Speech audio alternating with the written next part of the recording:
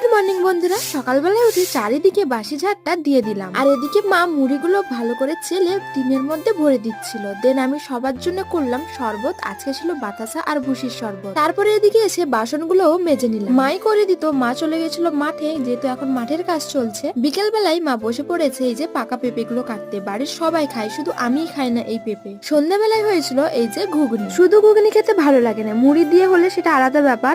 যেহেতু আমি শুধু ঘুগনি খাচ্ছিলাম, তাই উপর থেকে একটু পেঁয়াজ আর একটু নিয়েছিলাম লেবুর রস দিয়ে ভালো করে মিশিয়ে খেয়ে নিলাম। রাতের বেলা হয়েছিল কুমড়ো ঘন্ট আর রুটি। কুমড়ো ঘন্টটা সবার ছিল, আমার বাদে, কারণ আমি কুমড়ো ঘন্ট খাই না, তাই আমার জন্য ছিল আলুর তরকারি। এখানটায় সবাই একটু শাকসবজি খেতে বেশি পছন্দ করে, বাট আমার সবকিছু শাকসবজি চলে না, তাই অর্ধেক জিনিসই আমি খাই না। আর এদিকে দেখো বোন জামটাকে এমন ভাবে চেটেছে আর ধোয়ার দরকার নেই। আর এদিকে দেখো কাণ্ড, বোন সব আঙুর খেয়ে নিয়েছে, আমার জন্য মোটে এই দুটো আঙুর রেখে দিয়েছে।